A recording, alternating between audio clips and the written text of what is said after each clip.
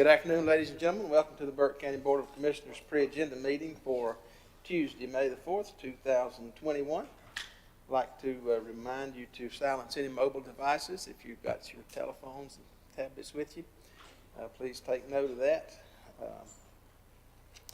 We'll make note all commissioners are present, along with the manager, clerk, attorney, deputy finance officer. I believe that's everybody accounted for. Thank you for adhering to our COVID precautions today. And as you come to the podium to speak, please feel free to remove your mask if you like. You don't have to, but if you'd like to, please feel free to do that. And you will notice the wipes on the podium. It's a self-cleaning day, so if you'd like to wipe and clean the podium before or after you leave, please do that as well. All right, this brings us to item number 2, approval of agenda. Gentlemen, you've had the agenda for several days. I'll entertain a motion for approval. So moved, Mr. Chairman. Thank you, Wayne. All those in favor say aye. Aye. Opposed, no. Madam Clerk, that's all of us. We have one item for presentation today. This comes from TDA, financial update for the period ending March 31, 2021. This will be presented by Ed Phillips, our Director of Tourism. Ed, good afternoon. Good afternoon. Hope everyone's doing well. We needed this rain, get the pollen off. It's been rough. Pollen's been rough on me this year. I think you have your documents that were included in your packet. First of all, I'll go over the balance sheet. So as of March 31st, we had $419,527.32 in our checking account. And one of the things I want to point out on this balance sheet that we made a change to in the way we keep track of the money allocated and set aside for Valdez and Morganton is now shown down under other current liabilities. It's money that we can't spend inside the TDA, but is reserved for them to request, and then we disperse it. And so as of March 31st, we had 79,000, excuse me, well, a little less than 79,000 in that account for disbursement to them. I have also received a request for disbursement from Valdez. Of course, with COVID going on, the reduction in marketing activities and concerts and whatnot, they haven't spent as much of that money, and neither have we, by the way. Under the budget to actual, July to March, you can see that we had an original occupancy tax estimate for the entire fiscal year of $300,000, not knowing how COVID was really going to affect us. As of March, we've actually collected $329,741, and so we're already over our budget with several months left to go in the occupancy tax collection period. Under grant revenue, I'd like to point out that we received $25,750 in EDP and C money from the state that we could use for marketing and COVID-related items.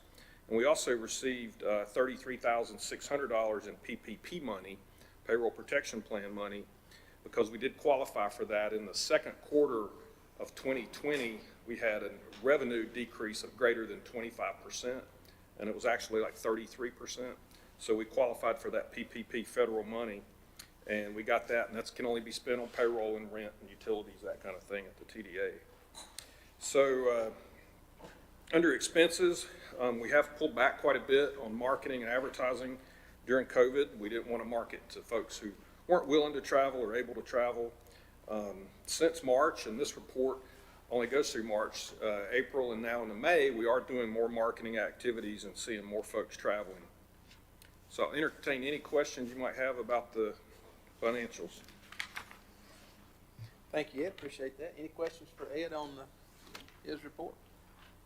Mr. Chairman, I was going to comment on his increase on the grant revenue, and he made a statement to that. And the only comment I would make, it looks like you're in good shape with the budget for the year. Yes, we are.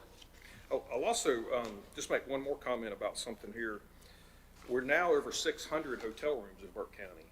So we just added the Plaza Inn in Morganton, which actually was one of Morganton's first interstate hotels, has been renovated into a Baymont and Super 8, and they've added 160 rooms to our inventory in Burke County. And those rooms are nice. I've been down and looked at them. They're completely redone. Everything in them is brand new carpet. I mean, just the whole room is brand new. And that's 160 rooms, and their average rate is in the $60, $65 range. And that's, we now have something in Burke County for everybody that can afford something for 60 or something for 160 if they have it at the Fairfield Inn or the Hampton. And that's a good thing to have something for everyone. Thank you. Thank you. Without objection, this item will remain on the agenda. This brings us to item number 4, scheduled public hearings.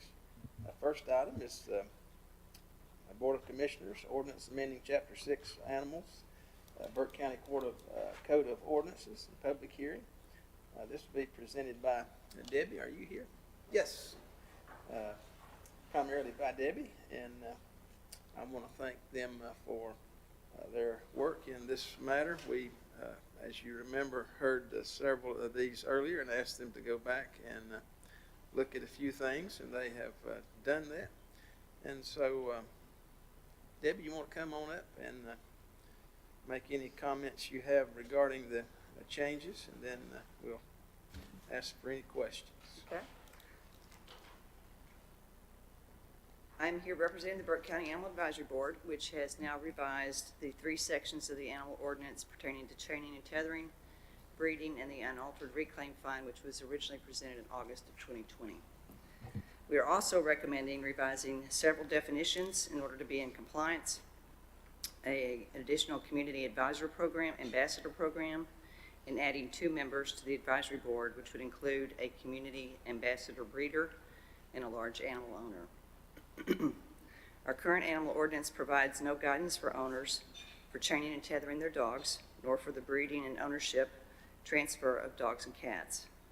There's also nothing in our ordinance addressing accountability for owners for allowing their unaltered dogs and cats to run loose.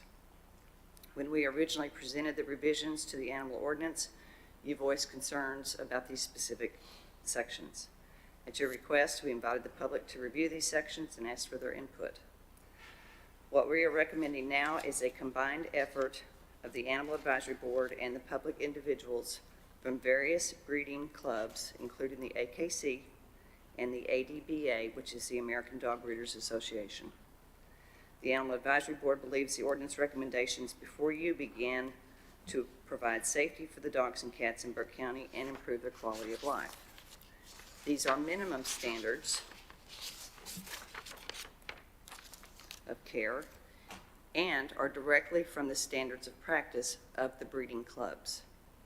Throughout our meetings with the breeders, they voiced support of the changes that we've made in these sections.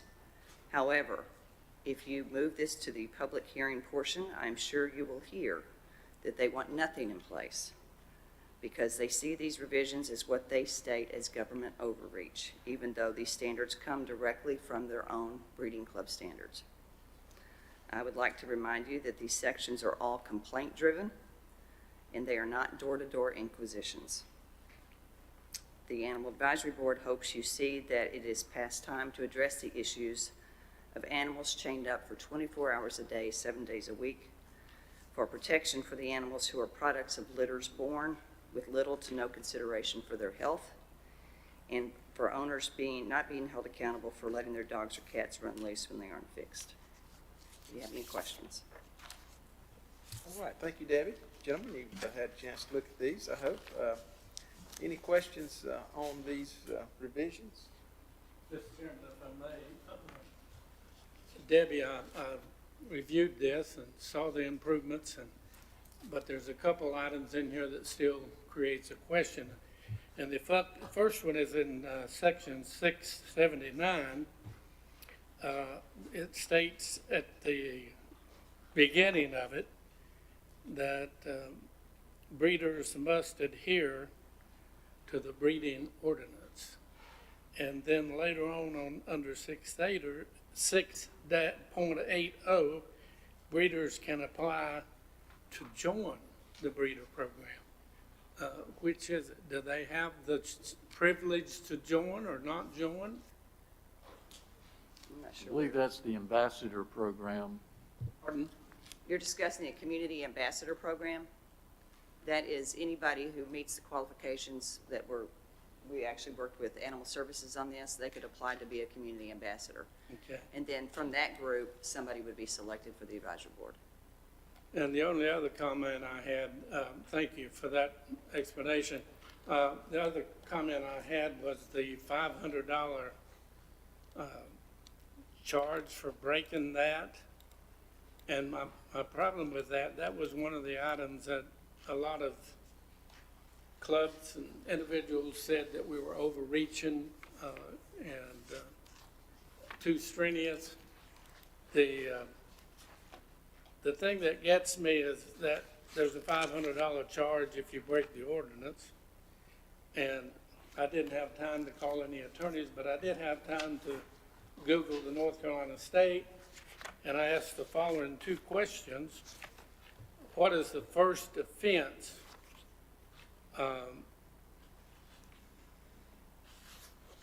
If you are charged with a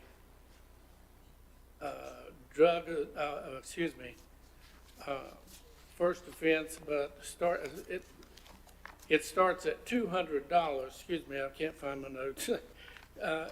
A misdemeanor, maximum fine is $200. A class 3 misdemeanor, not a class 1, a class 3. The fine is $200 and/or 20 days in jail.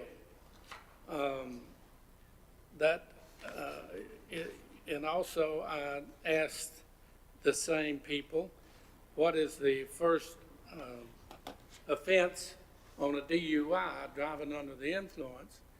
And that also was $200.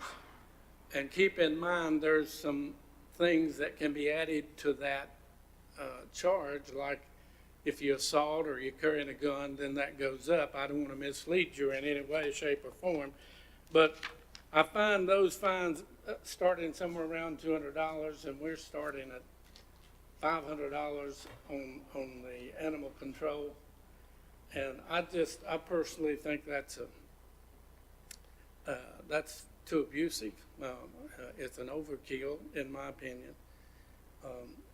So I wish that would be reconsidered. It's sometimes, you know, I don't know any other way to say that. Sometimes your dog gets bred, you don't know it got bred. It was a traveling man or something. But I still say that that's a little strong, a little heavy on that kind of fine for your first charge or first offense. I believe you're reading from the abuse neglect section, the $500 fine, not the breeding section. Well, it was in today's material. First offense is a warning. That's the only thing. Right. Second offense for animal abuse neglect. It's the second offense, it's $500. First offense, they get a warning. Hold on a second.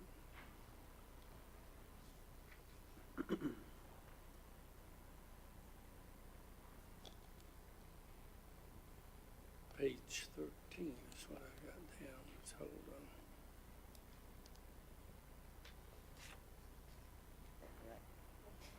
Okay.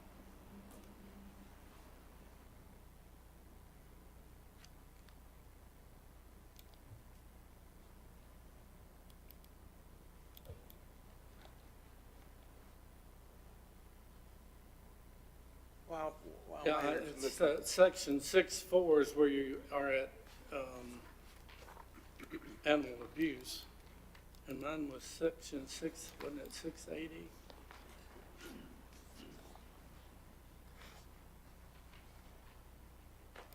And it may have referred to that.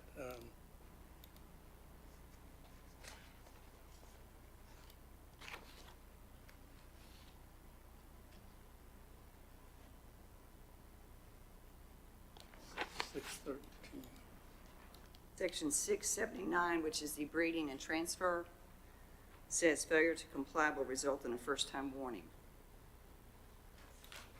So what do I have to do to be charged, to have the blessing to be charged $500 penalty? Abuse your animal more than once. Huh? Abuse your animal more than once. What happens when I do it once? you get a warning. And you get a list of resources. Have we,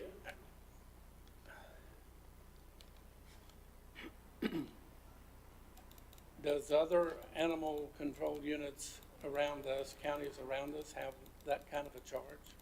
We have researched a number of other county ordinances, and this is actually less than some others do.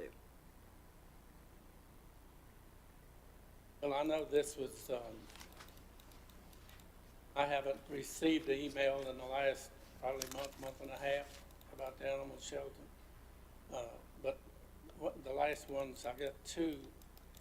And the last couple I received, one of them was from an organization, was complaining about the overreach and really taking advantage. And I think, Deborah, what kind of gets me is that most people's dogs, unless you really got a rare breed, ain't worth $500. Now, in our mind, it might think it's worth $500, but you take it to the market, and it's difficult to get $500. A good beagle will bring you $500, but he has to be top notch to bring that kind of money. And we're charging the counter. I think it's counter to what we're trying to do here. That when you charge more than a dog is worth, what they're going to do with the dog? They're going to give it to you. But they're going to set it out. Well, I think Animal Services would prefer the animal be turned in versus being abused again. I didn't hear the last part. I said, I think Animal Services would prefer that the animal be turned in versus being abused and neglected again. And we're talking about serious cases of abuse and neglect. We're not talking about hitting your dog with a stick. I think for the advisory board, as far as our recommendations, it comes down to the value of a life, not how much the dog is worth or how much the cat is worth. Because you can get a cat for nothing, just walk out on the street. But in the advisory board's opinion, that doesn't give you the right to abuse or neglect it.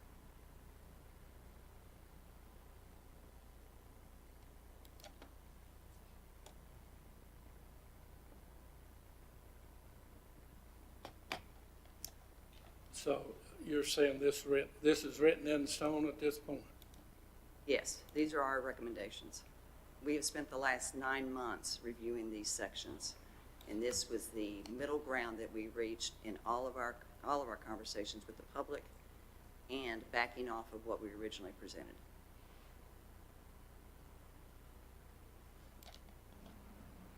Okay, you answered my questions.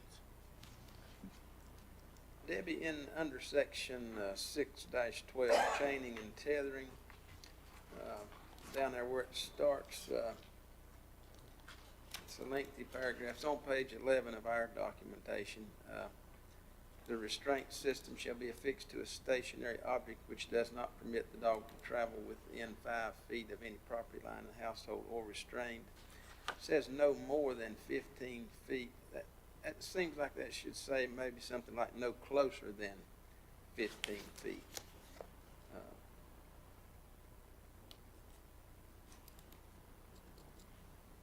That is correct.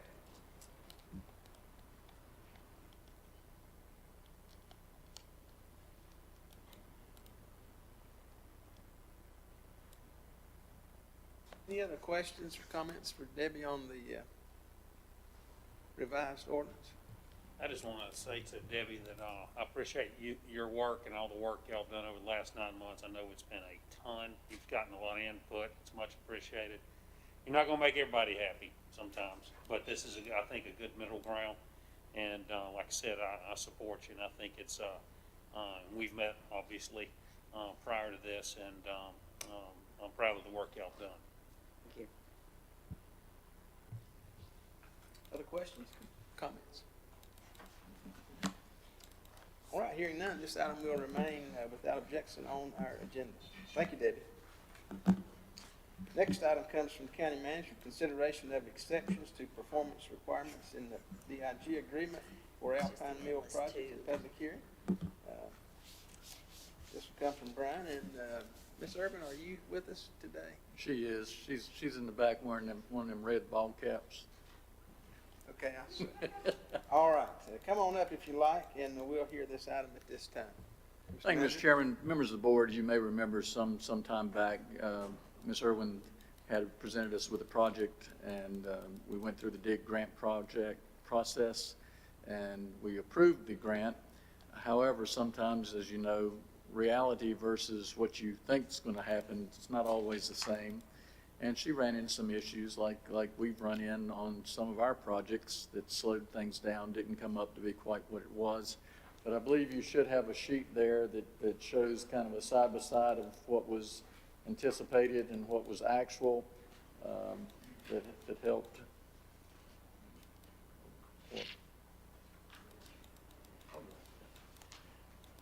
That shows you where we are with the results, and Mrs. Staff's, Margaret and I have worked through this, and we've chatted with Jenny about this yesterday as to what we would recommend the board consider taking action. We would also want the board in their action to also note that this would apply to the approval of exceptions for the remaining grant years of 21, 22, and 23, so that we're not back here each year if there's these exceptions continue. All right, thank you, Brian. Gentlemen, you've had this to review. Any questions on these exceptions to the DIG agreement? I don't have a question. No. Seeing, hearing none, then this item will remain on the agenda as is. Thank you. Thank you, Ms. Irvin, for being here.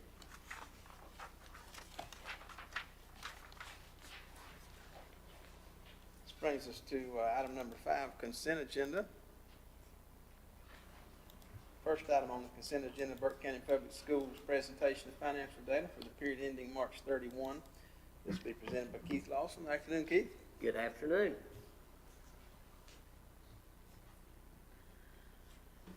Pleasure to see you all this afternoon. I'm once again presenting the schedules you're very familiar with and accustomed to. I'll go through these very briefly and end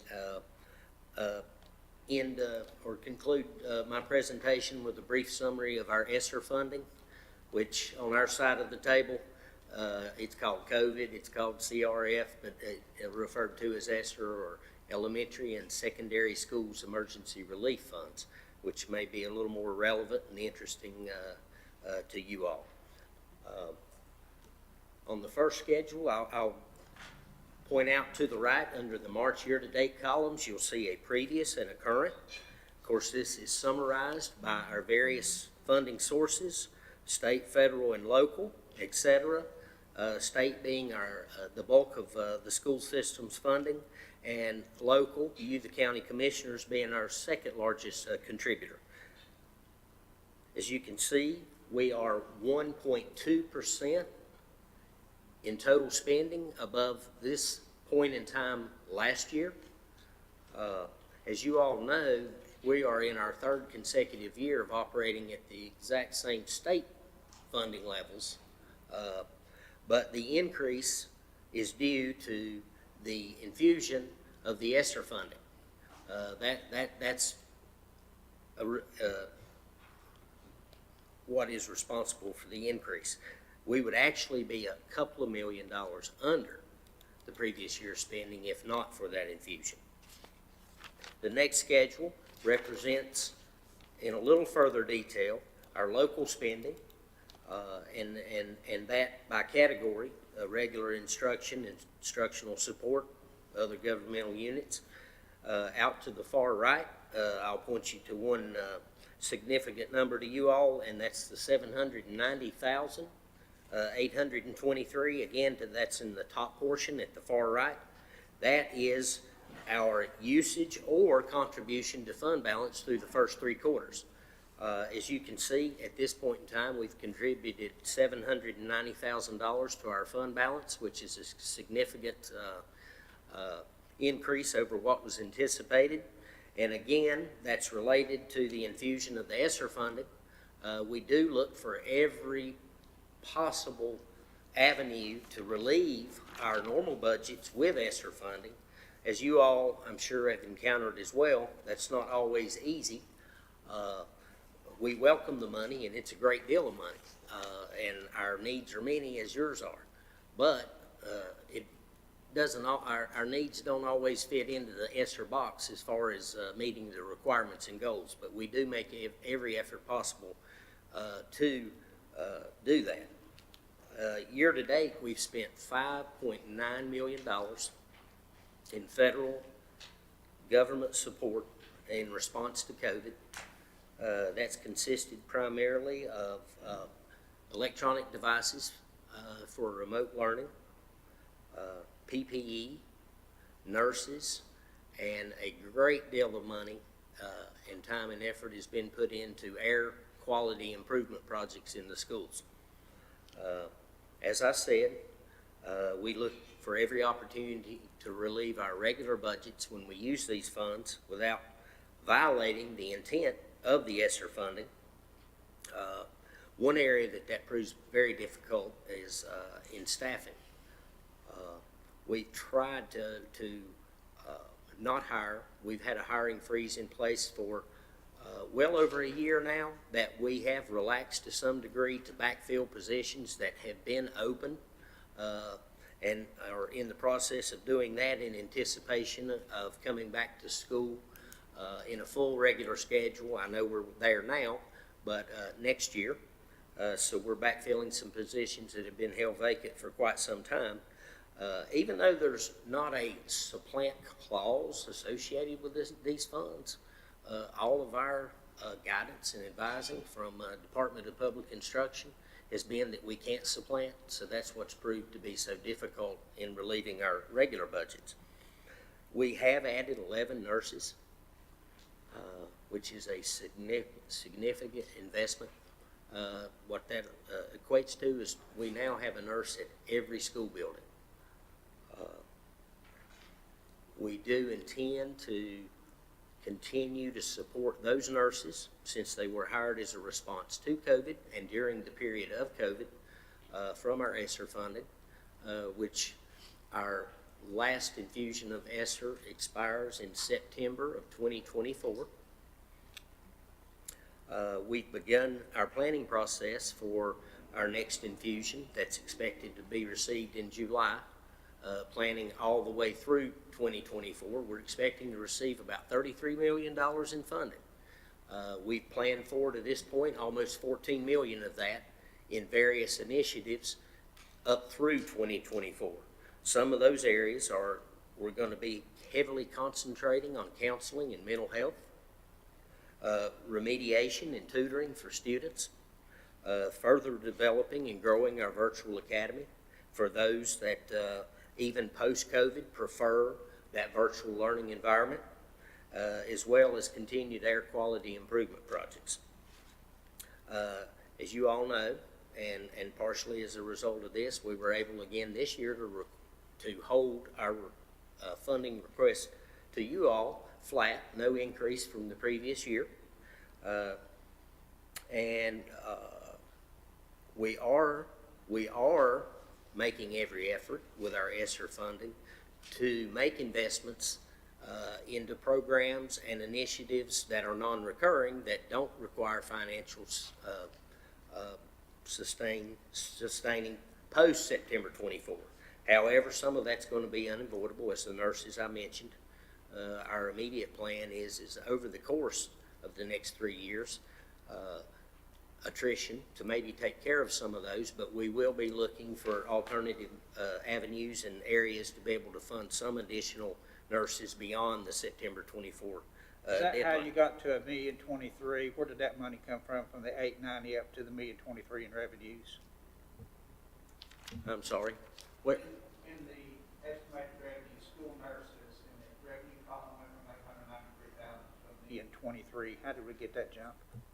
Okay, now that was your commitment to school nurse funding.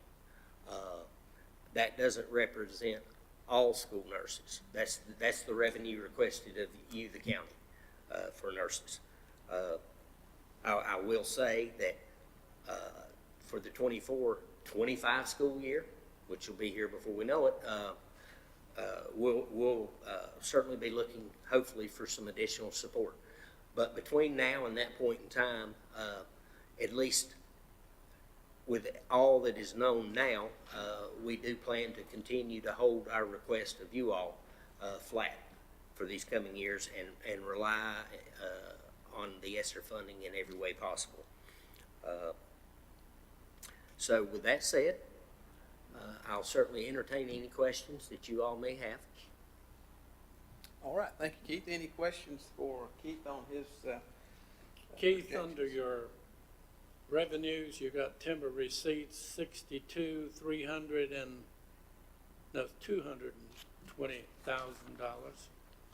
$63,220. And on the end, under the total, there's nothing in there.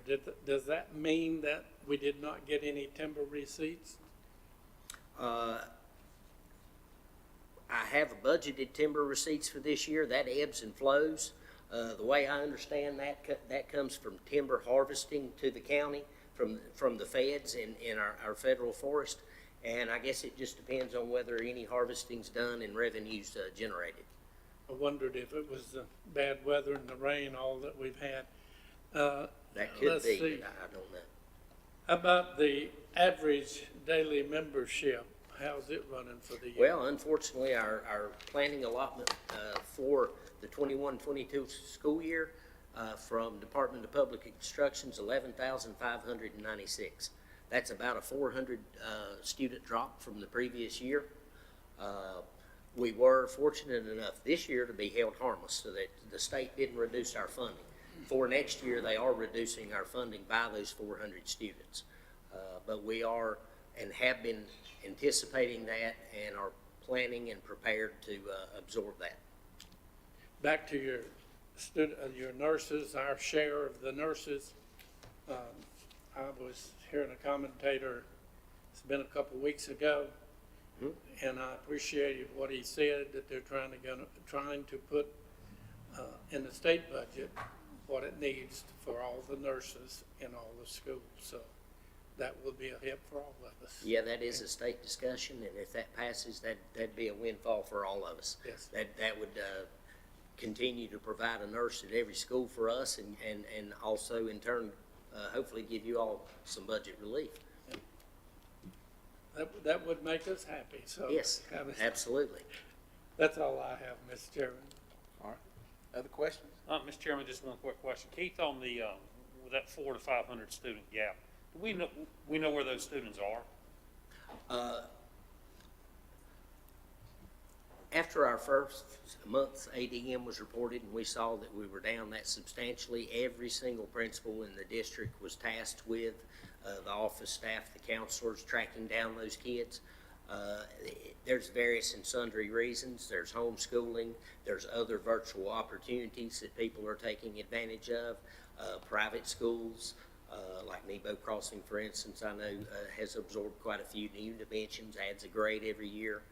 A lot of folks relocated during this period. A lot of reasons for that. The virtual environment and folks being afraid to return to school, our answer to that, of course, was our virtual academy, and we continue to grow and develop that virtual academy and do plan to continue that post-COVID as an alternative. In this virtual world we live in now, COVID or not, that is the preference of many. Mm-hmm. Other questions, Keith? All right, thank you, Keith. Hearing none, this item will remain on the consent agenda. Thank you, gentlemen. Have a nice evening. Second item comes from our clerk, Burke Senior Center Advisory Council reappointments and removals. This will be presented by Madam Clerk. Thank you, Mr. Chairman, members of the board. This is a request to reappoint Michael Queen to seat number 1 and Barbara Houston to seat number 4 to the Advisory Council for 3-year terms ending March 31st, 2024, and to remove the names of Barbara Huffman, Forrest Fleming, and George Ali. All right, thank you, Kay. Any questions on this matter? Hearing none, this item will remain on the consent agenda. Item number 3 also comes from the clerk, reappointments, removals of East Burke Senior Center Advisory Board. Madam Clerk. Thank you, Mr. Chairman, members of the board. This is a request to reappoint Larry Abernathy to seat number 2 at large, and Colonel Thomas Taylor, seat number 5 at large, for 3-year terms ending May 31st, 2024. And we're asking that Paula Huffman and Mary Spiegel be removed from the roster, and to thank them for their service to the community. All right, thank you, Madam Clerk. Any question on this item? Seeing here none, this item will remain on the consent agenda. Item number 4, also from the clerk, reappointment to the Drexel Planning Board, ETJ. Thank you, Mr. Chairman. The county appoints 3 members to the ETJ for the Drexel Planning Board. Craig Baker occupies seat number 1, and his term expired at the end of April. He is willing to serve another term, and it would be 3 years ending April 30th, 2024. Right, thank you, Madam Clerk. Any question on this item? Seeing here none, item number 4, this will remain on the consent agenda. Item number 5, still from the clerk, resolution appointing and removing review officers. Madam Clerk. Thank you, Mr. Chairman. In your packet, you have a revised resolution for the review officers. The town of Hildebrand requested the removal of Hunter Nestor and the appointment of Dustin Millsaps after the agenda had already gone out. So this is a request in addition to those changes to remove Sherry Ferris from Glen Alpin and add their town administrator, Melissa LeBlond, and to remove Scott Carpenter from the county's list as a review officer. All right, thank you, Madam Clerk. Gentlemen, any questions on this item? Hearing none, this item will remain on the consent agenda. Item number 6, also from the clerk, appointment to Blue Ridge Community Action and reinstatement of seat number 2. Thank you, Mr. Chairman. On this board, we used to have 3 seats, but one was eliminated several years ago due to a realignment of their board of directors, and that seat was given to Caldwell County. Now, things have changed, and they need to have an attorney, a financial expert, and someone who's an expert in early childhood development. So they've had to do some more rearranging. So we're getting our seat back. So this is a request to reinstate seat number 2, at-large public, on the Blue Ridge Community Board of Directors, and to appoint Barbara Myers to complete the remainder of a 2-year term ending December 15th, 2022. This will allow Blue Ridge Community Action to come into regulatory compliance. All right, thank you, Madam Clerk. Any question on this item? Mr. Chairman, one right quick. We rearranged that, Kay, per your instructions. Does that board have to approve that rearrangement, or have they already approved the redistricting? They're in the process of it.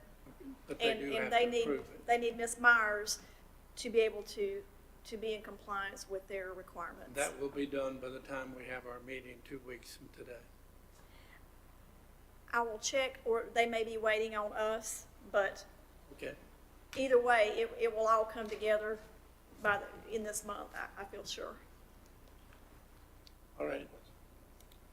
All right, thank you, Madam Clerk. With no objection, this item will remain on the consent agenda. Thank you, gentlemen. Item number 7 comes from Community Development, accept Jonas Ridge wetland property. This will be presented by Shane Crispy, our interim director, and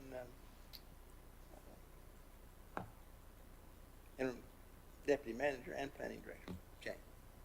Thank you, Mr. Chairman and members of the board.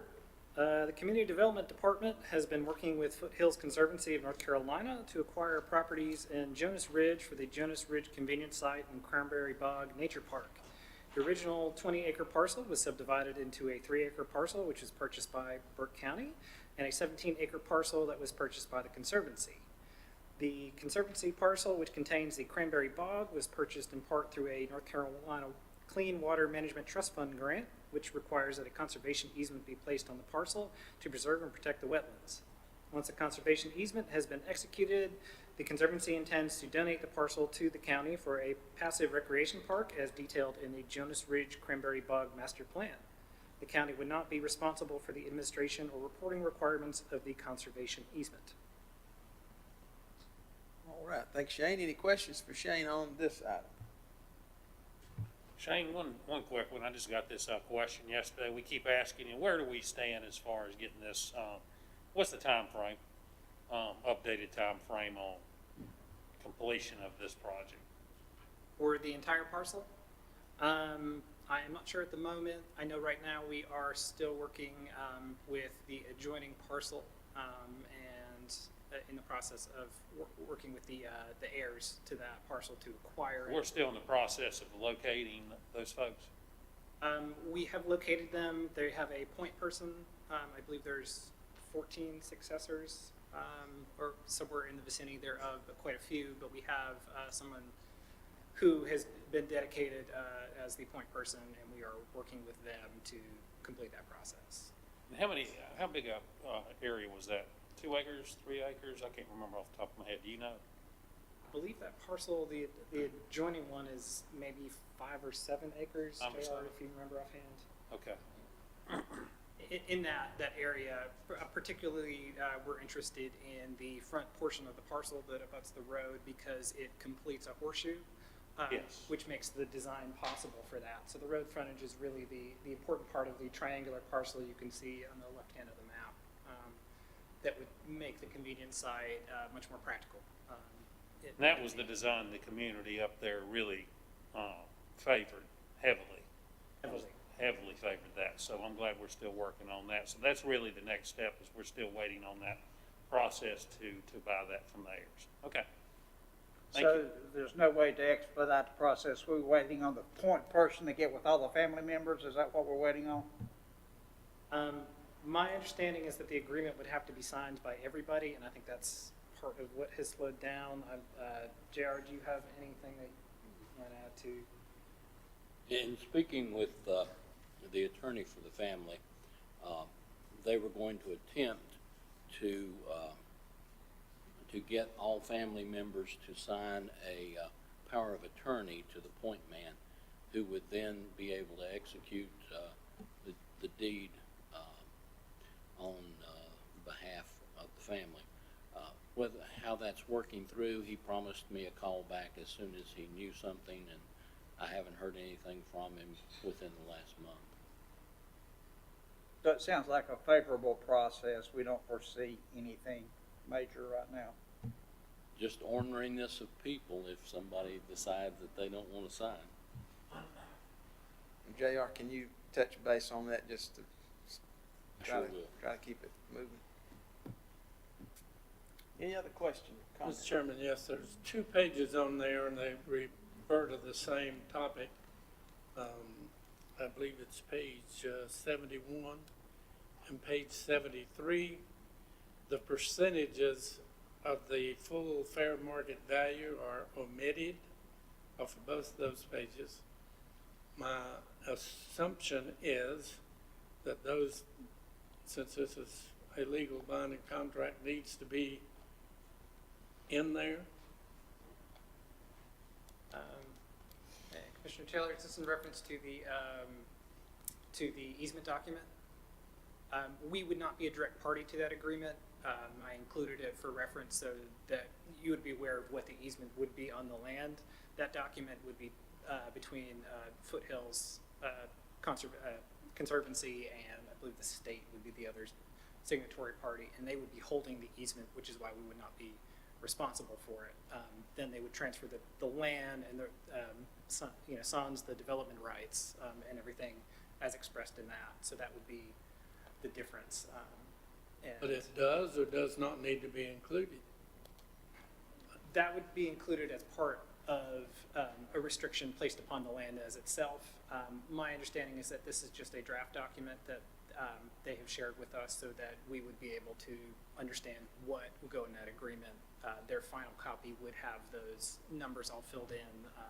I believe that's why they are highlighted so that when they go through that process and complete it with Clean Water Management Trust Fund, that they don't miss any of those things.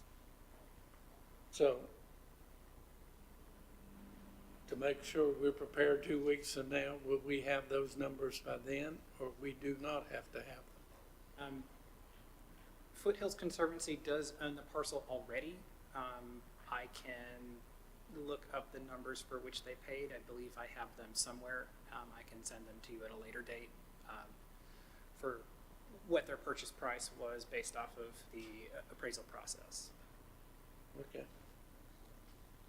Thank you. Other questions on this matter? Hearing none, this item will remain on consent agenda. Item number 8, community development, approved purchase of part of parcels. This is also presented by Shane. Thank you, Mr. Chairman. Community Development Department has been working to complete the 2018 Parks and Recreation Trust Fund grant project to acquire land and easements for the Fonda Flora State Trail at Lake James. To capitalize on existing NCDOT right-of-way and to avoid major obstacles, the Community Development Department has worked with the county manager to amend the scope of the project with North Carolina Parks and Recreation. The new scope routes the trail down St. Paul's Church Road and Connolly Bumgarner Road, both of which have existing NCDOT right-of-way. This decreases the number of parcels that the county will need to acquire and to make the trail connection. The amended budget allots $180,000 of part of funds for the acquisition of 18 acres at $10,000 per acre and $120,000 for the associated costs. To complete the project, the county needs to purchase several parcels outright, a portion of another, and then 30-foot easements from the center line of the existing North Powerhouse Road along the length of the parcels. As per recommendation from the county attorney, we are putting together all the parcels into one large request so that we may move forward with the process of acquiring the land and completing the grant. All right, thanks, Shane. Shane, are we requesting any of this from the state, the part that goes along the highway? Portions of North Powerhouse Road do not have any recorded easement that we have been able to find and have verified that with NCDOT. So part of this project is to complete the gap. And part of what we wanted to do with the amended scope is make that easier by going down the roads where they had existing right-of-way and making a slightly more circuitous connection, but enabling us to complete the loop around the lake. So this cuts down the number of parcels that we need to purchase from, down from 30 originally. And that would require us purchasing easements from all of those landowners in a contiguous fashion and dealing with other constraints, particularly from development and existing terrain issues. So we felt that this keeps it shorter and works exactly with that existing right-of-way. All right, thank you. Any questions for Shane on this item? Mr. Chairman, I do have just one clarification. I understand none of this budget comes from the county, it comes from the PTA RTF funds.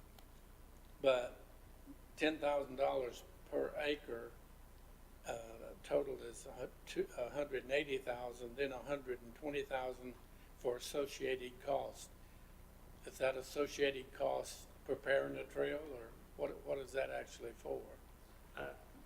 Part of defines associated costs for acquisition projects fairly narrowly, but that does include survey, that includes attorney's fees, legal fees, filing fees, and other costs that they list out specifically in their documentation, which we would pay first and then would be reimbursed upon completion of the project on a quarterly basis as incurred.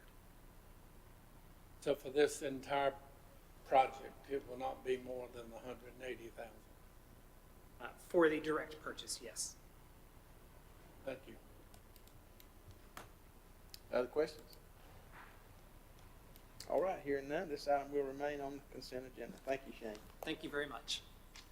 Item number 9 comes from the Fire Marshal, request for approval of written agreement between the Community Leasing Partners and Chesterfield Fire and Rescue Protection Association. This will be presented by Mike Willis and Chief Robinson. Mike? Thank you, Mr. Chairman. Good afternoon, Commissioners. Chesterfield Fire and Rescue is entering into a loan agreement with Community Leasing Partners for the purchase of a new piece of fire apparatus and equipment that goes with it. The Board of Directors of the department believes that they are financially and fiscally responsible to fulfill this loan, and they're respectfully requesting that you guys endorse that document. This would in no way impact any financial obligation to Burke County. The chief of the fire department and the board of directors are here if you have direct questions for them. All right, thank you, Mike. Any questions for Mike or the department on this matter? Mr. Chairman, as a body that approves this arrangement, I'd like a little more information on that. Mike, I think this board needs to know the terms and number of years that you will be making an agreement with. And, Yes, sir.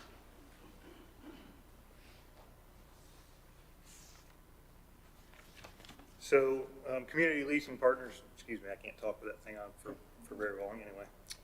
So we would be we've already made a down payment on the truck of $161,696 out of funds that we have allocated over the previous years to replace a fire apparatus.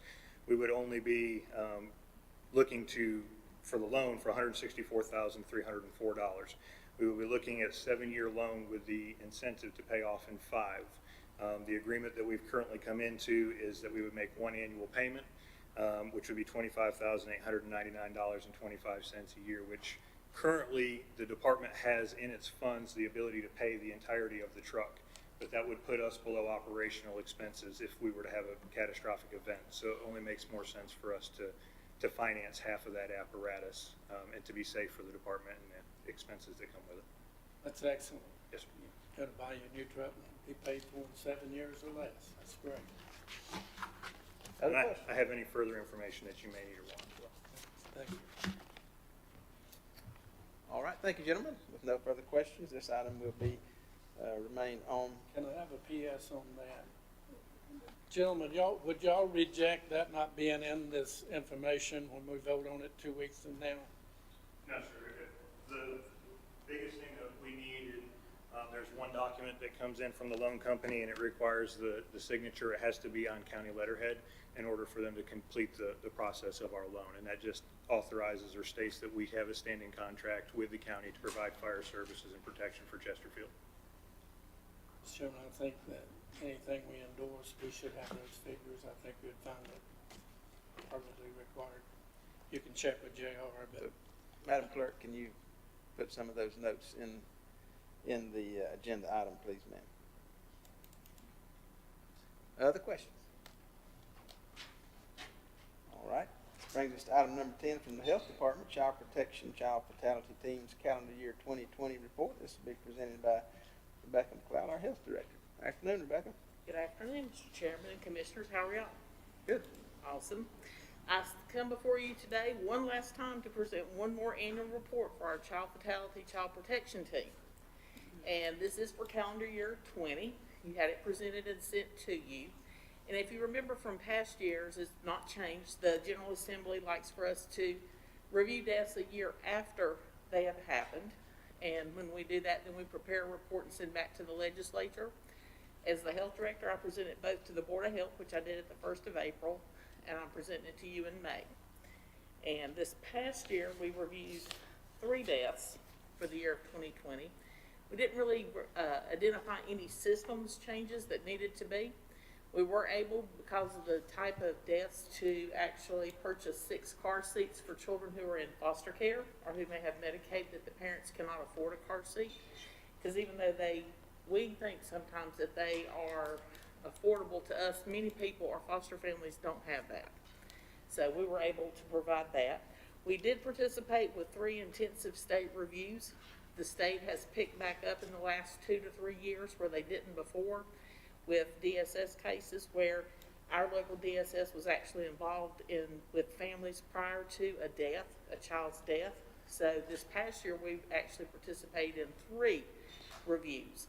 One of the good things that we had that came out of that was that we are putting out more community education for trauma-based incidences.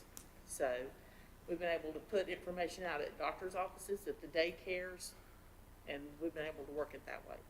So that's the report I wanted to present to you and see if you had any questions.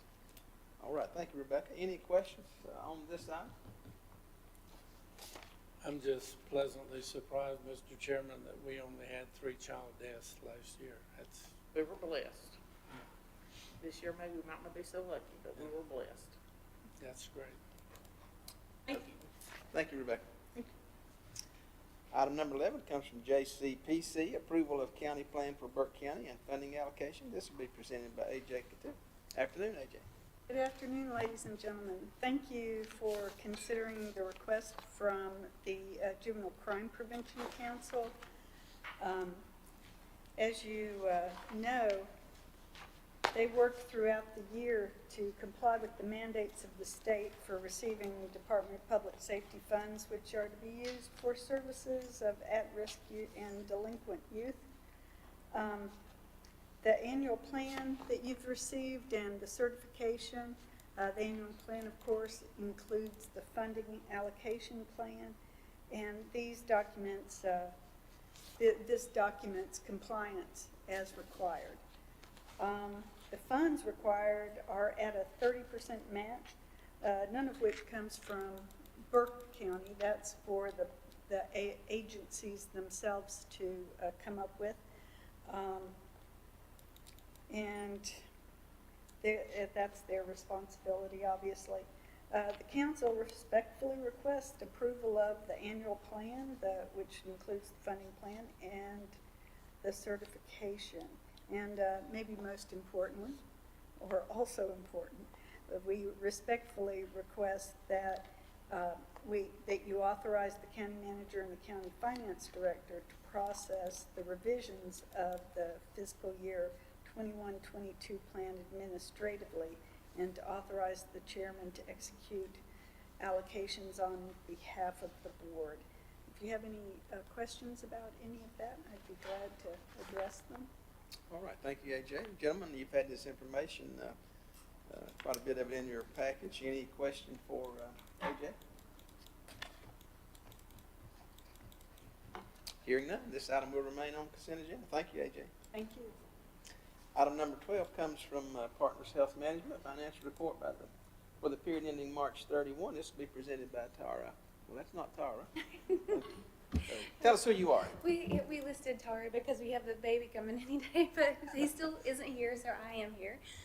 And so the report that I've submitted to you is our third quarter report.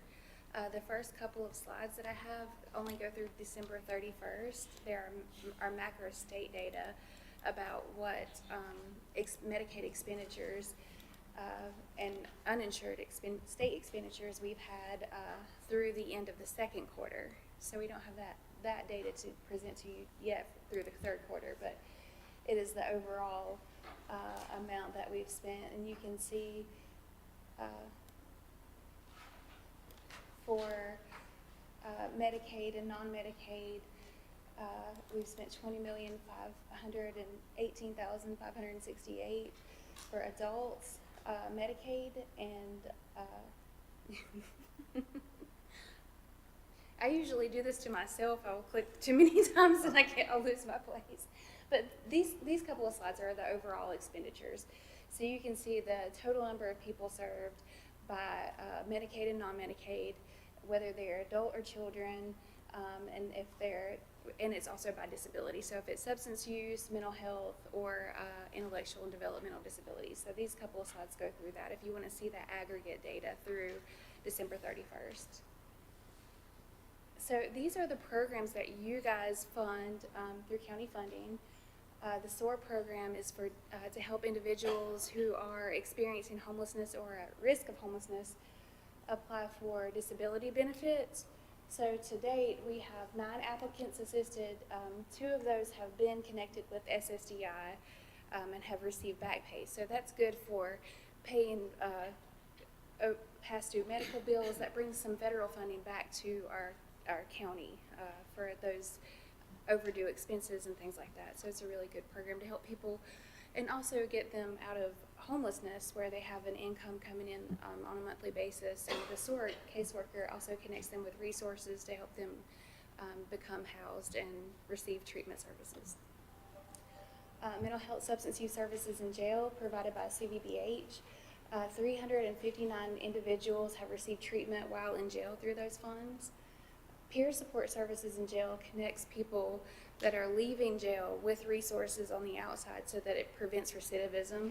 And to date, we have 92 individuals that have received those services. Psychiatric support through CVBH. That funding has covered 2,029 psychiatric visits through March 30th. The MOORS program is also through CVBH, and they've served 73 families.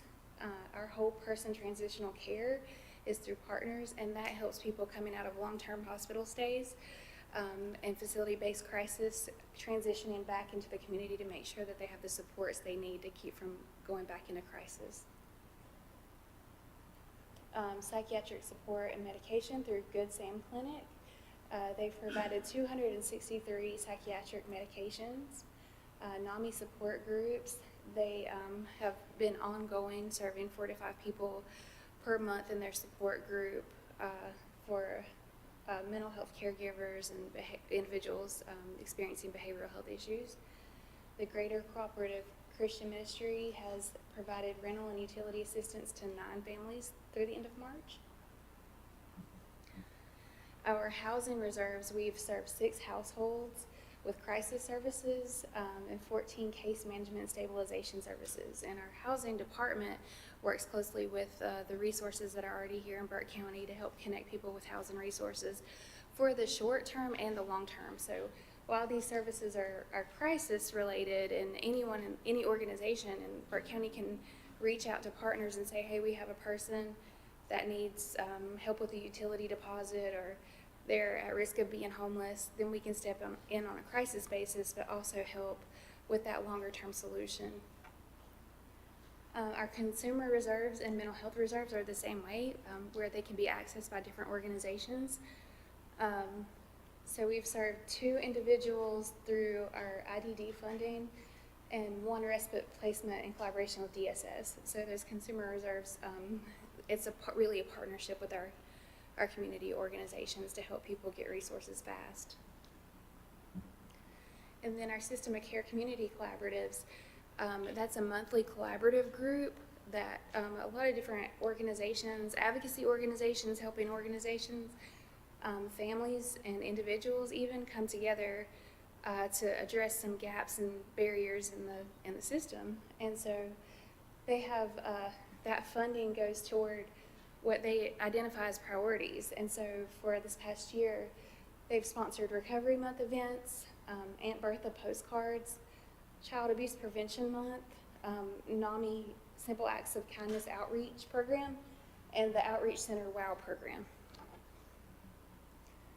And that's all I have for you, if you have any questions. All right, thank you. Any questions? All right. Hearing none, thank you for being here. Best wishes with the baby. Thank you. I'll be a little thinner next time I see you, so thank you. This is Dr. Katie Barnadoe. And it's good to see you all in person. I usually have seen you over Zoom over the last year, so it's nice to be here in person. Thank you. Appreciate you Thank being you. here. All right, this brings us to item 13, Tax Department Tax Collection Report for April 2021. And this will be presented by the real Danny Eisenhower. Danny. Good afternoon, gentlemen.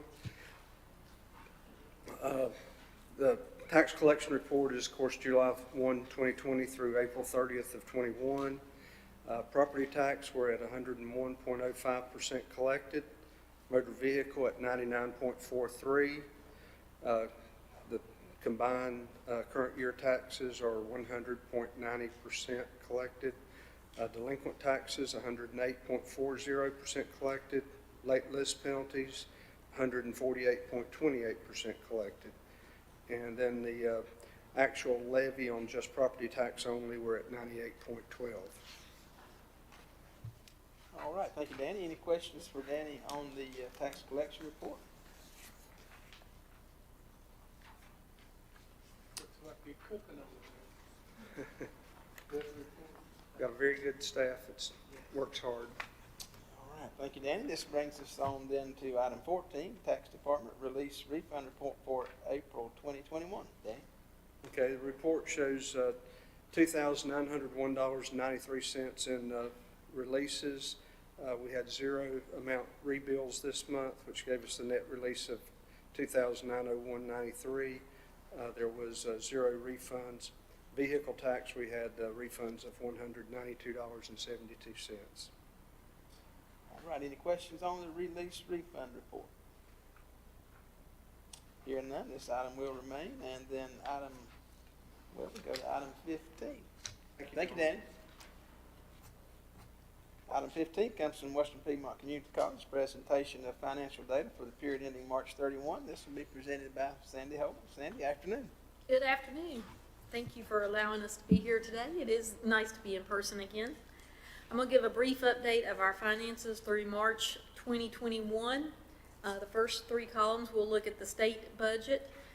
We did have our budget is $16,512,610 in total. That's things that are added throughout the year along with our funding formula. And we have spent $11,629,708 or 70.4%.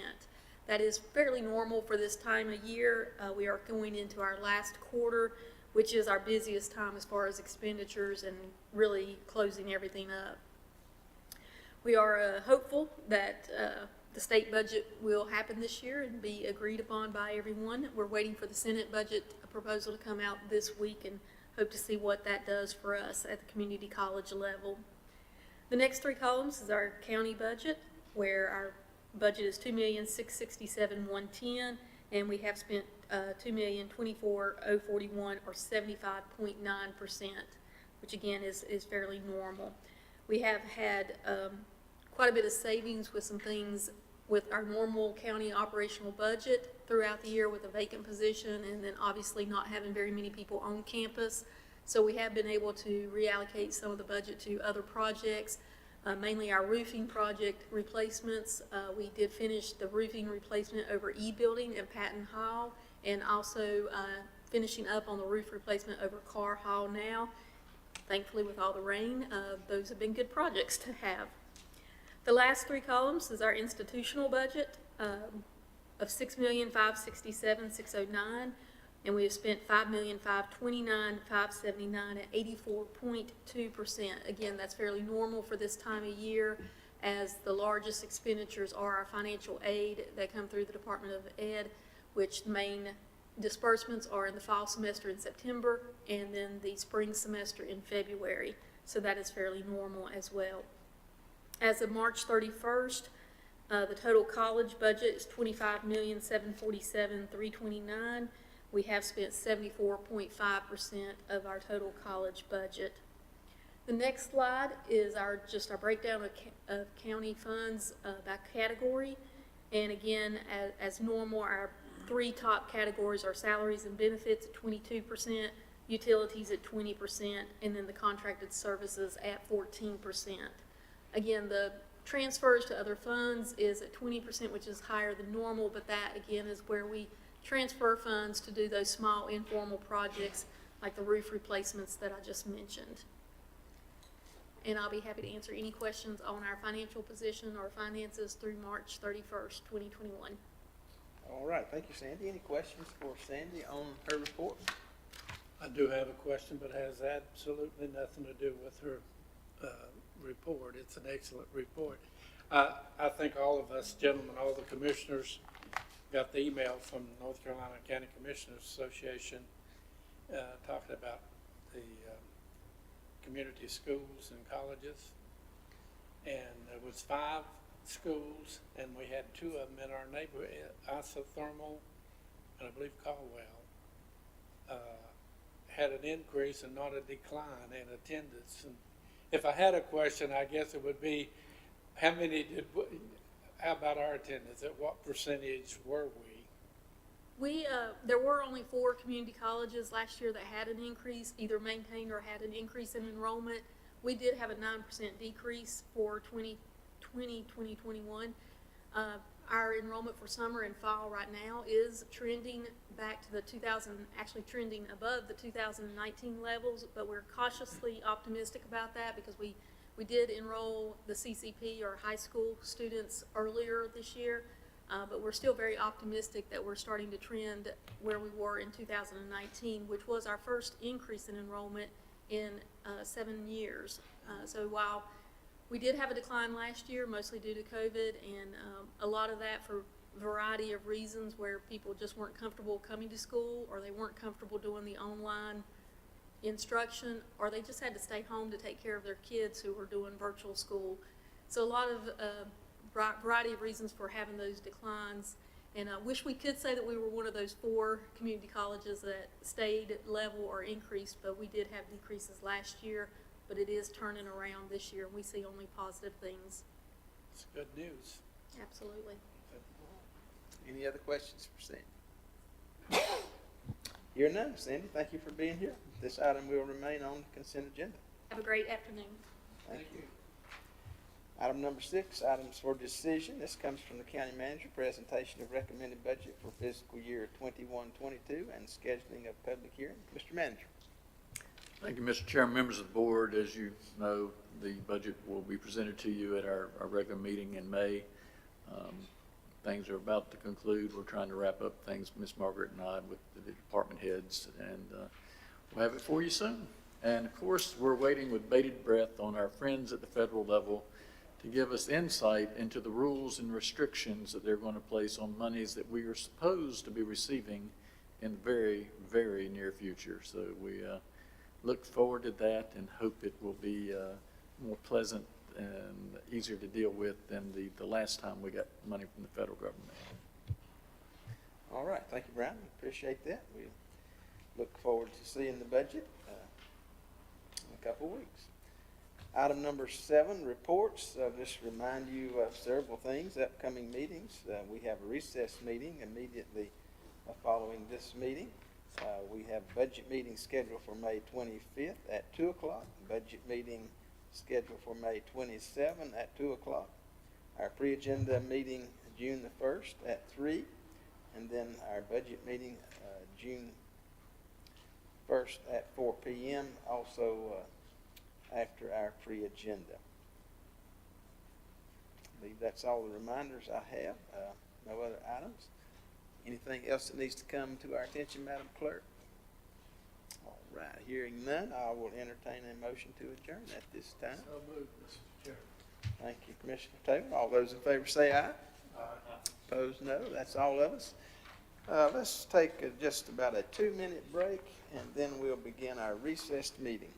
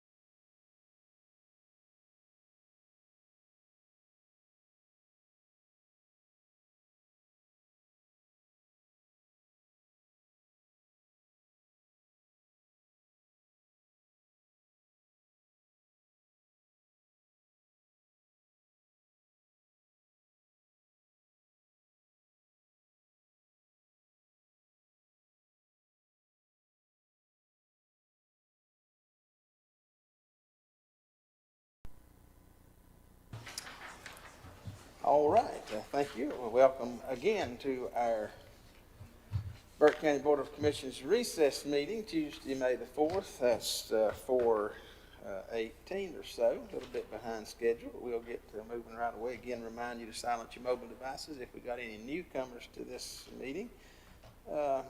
Again, thank you for taking care of your COVID precautions. And again, I'll remind you, if you come to the podium, please activate the microphone.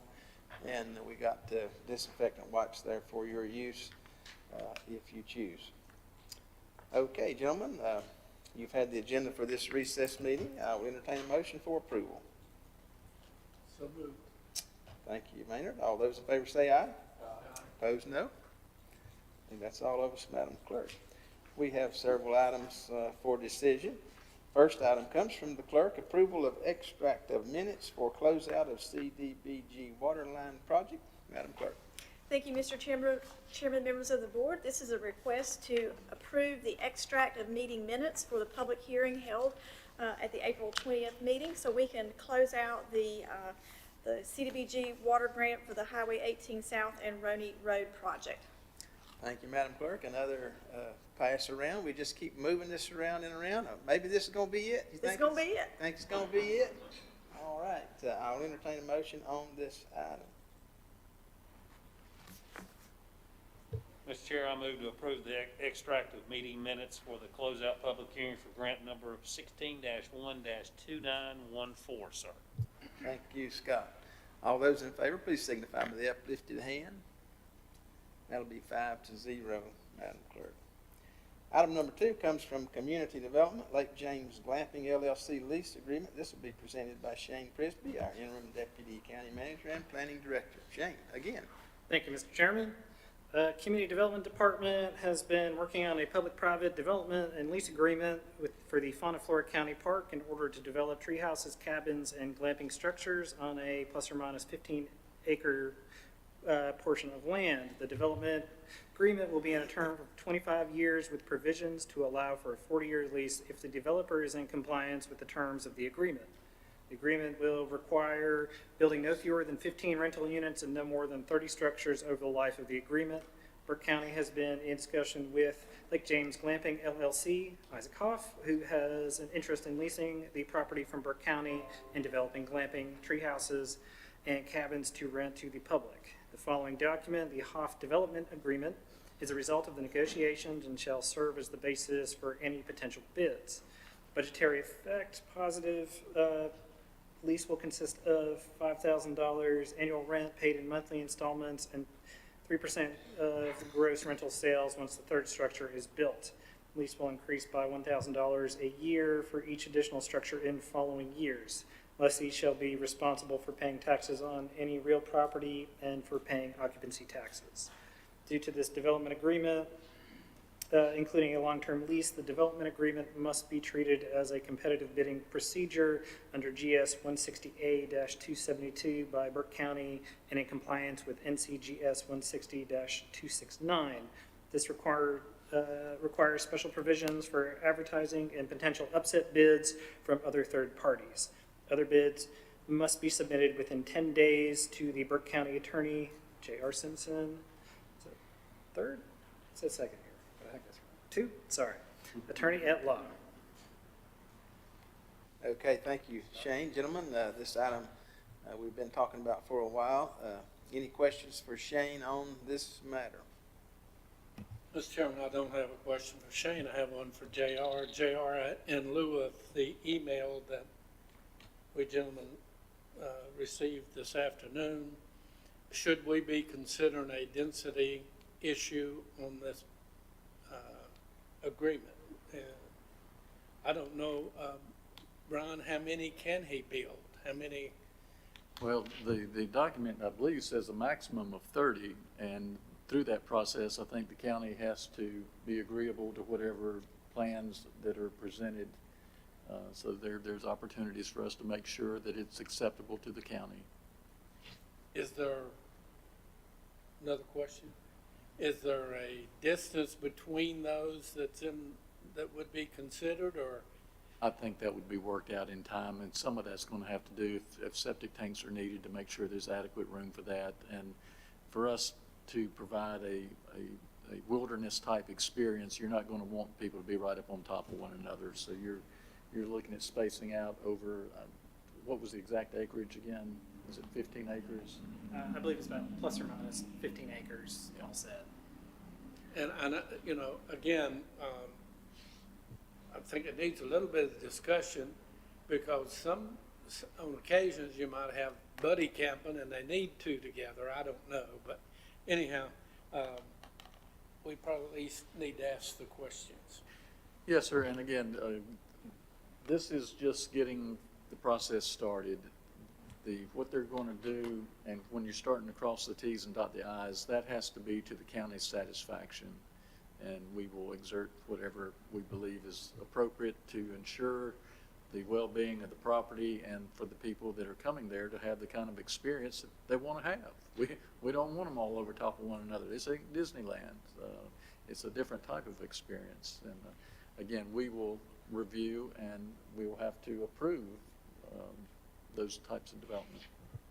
It's good to hear we're thinking that way, but I think that's the reason JR needs to look at that and see exactly how much we want in that contract, because it's too late after the contract's been signed, so. Well, Mr. Taylor, actually, it isn't too late because what happens, within 90 days of signing, Lake James Glamping has to present to Shane and other county staff a site plan. And that site plan has to address most of the issues that are raised in those two emails that you got. It's a situation where we have to agree with the site plan or the agreement goes no further. And you know, Shane will be the man who says yes and no. So he'll be looking out for the county's interest and making sure that, you know, the road is what it needs to be and the places won't be on top of each other and those sorts of things. Other questions? All right, hearing none, gentlemen, I'll entertain a motion on this item. Mr. Chairman, I move to approve the terms and conditions of the Hoff Development Agreement, that the execution of the Hoff Development Agreement be held open for a period of 10 days, pending receipt of any upset bids that might be forthcoming, and that at the conclusion of the upset period or any extension thereof by receipt of bids, that the chairman and clerk to the board be authorized to execute the agreement with Hoff or any other higher bidder. Thank you, Commissioner Mulvey. Gentlemen, you've heard the motion. All those in favor signify by the uplifted hand. Madam Clerk, that's 5-0. Thank you, Shane. Thank you, gentlemen. Brings us to item number 3, reclassification of Deputy County Manager Planning Director to Planning Director. This will be presented by Rhonda Lee, our HR Director. Afternoon, Rhonda. Afternoon. Thank you, Mr. Chairman and Commissioners. What we have before you today is at the direction of the County Manager.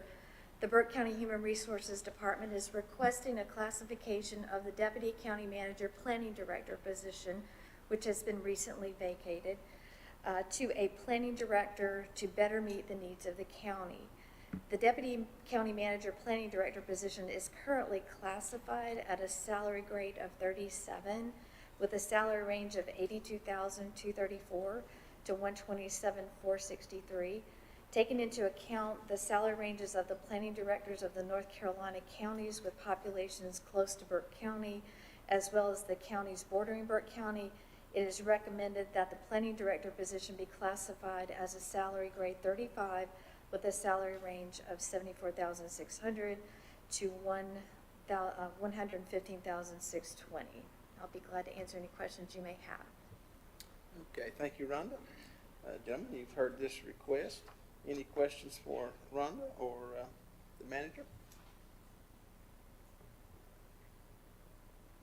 Hearing none, I'll entertain a motion on this item. Mr. Chairman, make the motion to approve the reclassification of deputy county manager / planning director, salary grade 37 to planning director, salary grade 35.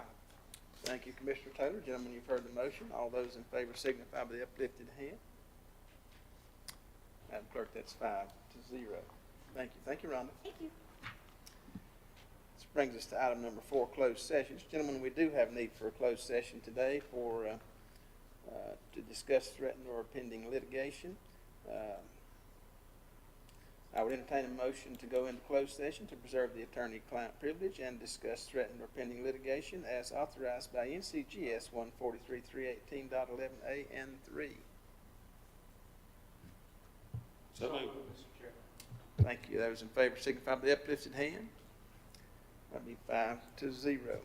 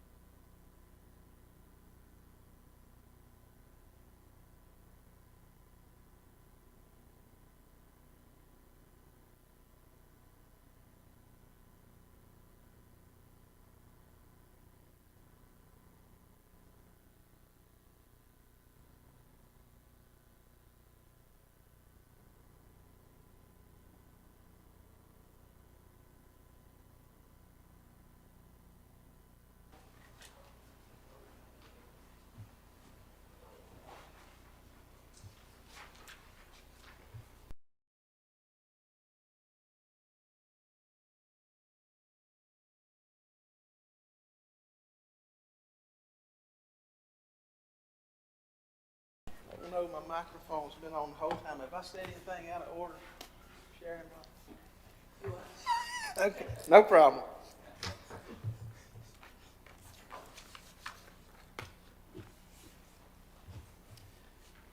All right, with that, gentlemen, I'll note that a proper motion was made to come out of closed session, and I would report that a motion was taken in closed session to adopt Resolution 2021-09, a resolution by the County of Burke approving the memorandum of agreement between the state of North Carolina and local governments on proceeds relating to the settlement of opioid litigation, authorizing the chairman to execute the memorandum of agreement between the state of North Carolina and local governments on proceeds relating to the settlement of opioid litigation on behalf of the board.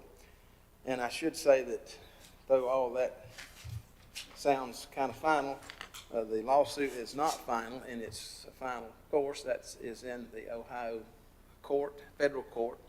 And this resolution simply sets out a method by which the state of North Carolina and local governments are agreeing to proceeds that will come out of that final negotiation and final lawsuit settlement.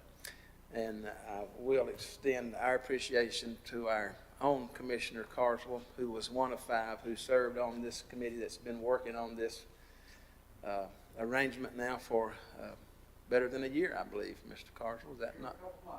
A year and a couple months. So it's been a long process, and hopefully we are much closer than we've ever been. So this process will be going on all across the state of North Carolina for each county to sign on this agreement.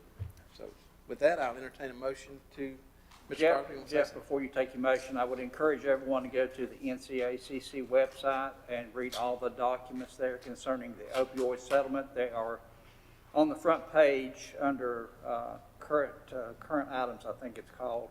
So all the documents, and there will be frequently asked questions that will give you all the information that you need on the lawsuit. All right, thank you, Commissioner Carter. Any other comments? Madam Clerk, anything we need to cover? Happy Mother's Day Sunday. All right. It is Mother's Day this Sunday. With that, I'll entertain a motion to adjourn. So moved on. All in favor say aye. Aye. That's all of us, Madam Clerk.